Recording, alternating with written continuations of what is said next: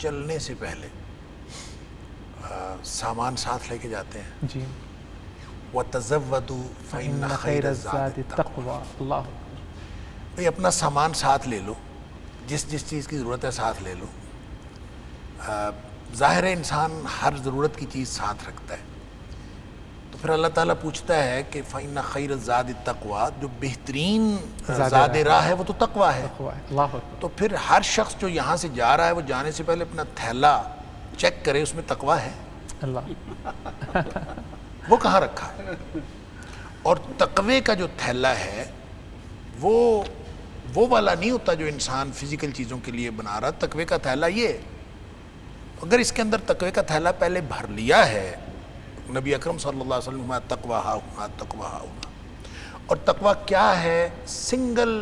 ایک single point agenda ہے، اور وہ یہ ہے کہ کوئی حرکت ایسی سرزد نہ ہو جائے جو اللہ کی ناراضگی کا باعث بن سکتی، اور کوئی ایسی چھوٹا کام ہونے سے رہ نہ جائے جو اللہ کی خوشنودی کا باعث بن سکتی. اس سنگل پوائنٹ ایجنڈے پر اگر انسان نے اپنی زندگی کو استوار کرنا ہے تو پھر وہ حج کو جائے. اور اگر اس کا یہ ایجنڈا نہیں ہے، ایجنڈا اس کا کچھ اور ہے.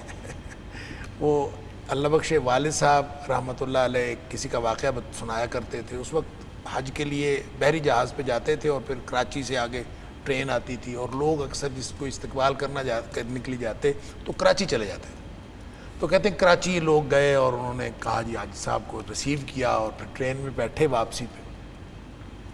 تو لوگوں نے پوچھا کہ حاجی صاحب پھر کیسا رہا، اور کئی مہینے کا حج ہوتا تھا اس وقت. تو انہوں نے کہا یار لوکاں دا علامہ تے لے گیا، تنگ تو میں بڑا ہویا پر لوکاں دا علامہ تے لے گیا کہ لوگ کیسے نے حج نہیں کرتا.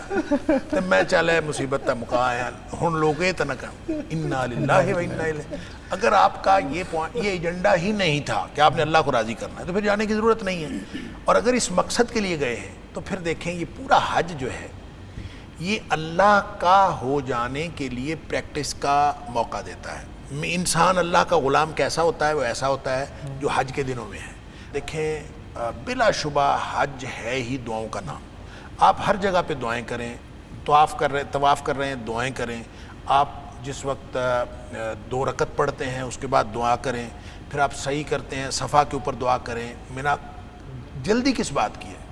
کالی کس بات کی ہے؟ آپ وہاں پہ کھڑے ہوں دعائیں کرتے رہیں. اس وقت تک دعا کریں جب تک آپ تھک نہیں جاتے. آپ 1 گھنٹے میں صحیح کرتے ہیں، آپ 3 گھنٹے میں کریں. کیوں آپ کو جلدی کس بات کی؟ گئے تو اسی کام کے لیے. آپ کھڑے ہو کے دعائیں، صفا بھی دعائیں کریں. نبی پاک صلی اللہ علیہ وسلم صفا بھی دعا کا موقع ہے، وہاں بھی دعا قبول ہوتی ہے، مروہ پہ دعا قبول ہوتی ہے. پھر آپ جب چلے گئے وہاں منا میں بھی ظاہر دعائیں ہیں. پھر خاص طور پر جب آپ عرفہ میں چلے گئے جو رکن اعظم ہے تو وہ تو جگہ ہی دعا کی ہے. یعنی آپ نے زور اثر اکٹھی پڑھ لی، اب مغرب تک آپ کو دعاؤں کا وقت. اس میں ایک بڑی خوبصورت بات جو نبی اکرم صلی اللہ علیہ وسلم نے فرمائی کہ آپ نے فرمایا کہ وقوف عرفہ میں دعائیں کرو، وہ دعا کا بہترین وقت ہے.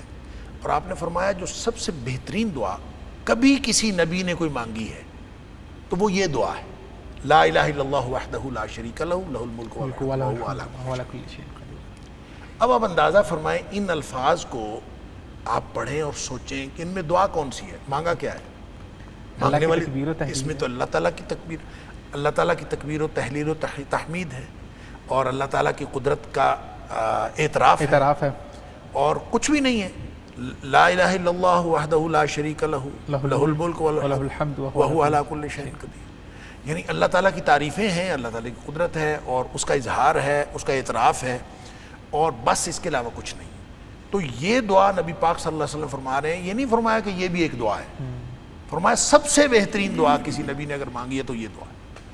اس کا مطلب یہ ہے کہ آپ نے حج کے سارے وہ رکن اعظم ہے جس کے دوران آپ نے حج کرنی، اور اس کا گویا پیک پوائنٹ یہ دعا ہے. بالکل.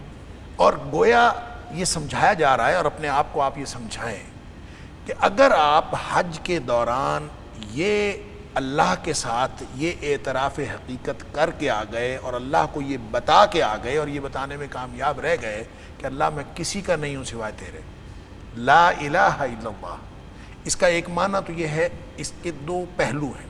ایک تو یہ کہ میرا کوئی نہیں سوائے اللہ کے، اور دوسرا یہ کہ میں کسی اور کا نہیں سوائے اللہ کے. کیا بات ہے. اچھا یہ دونوں باتیں اس میں شامل ہیں. آپ نے اقرار کیا لا الہ الا اللہ وحدہ لا شریک، میرا اور کوئی نہیں سوائے اللہ کا، اور میں بھی کسی کا نہیں ہوں سوائے اللہ سوائے کے، اللہ وحدہ لا شریک، وہ اکیلا ہے. اور پھر لہ الملک والحمد، اس بادشاہت بھی ساری اس کی اور تعریفیں بھی ساری اس کی. اب اندازہ کیجئے جس کے پاس ساری بادشاہت ہو اور وہ میرا ہو، کیا بات ہے. جس کے پاس ہر قسم کی بادشاہت ہو اور وہ میرا ہو، یا میں اس کا ہوں. یا میں اس کا ہوں، تو اس کے علاوہ اور چاہیے کیا؟ کیا چاہیے؟ اور پھر وہو علی کل شیء قدیر، اور وہ ہر چیز پر ہر طرح کی ہر وقت قدرت رکھنے والی ذات ہے، اور وہ میری ہے اور میں اس کا ہوں. یہ ہے اصل میں وہ اقرار اقرار. جو آپ نے اگر وقوف عرفہ کے دوران کر لیا، تو اس لیے فرمایا کہ یہ سارے نبیوں کی بہترین دعا ہے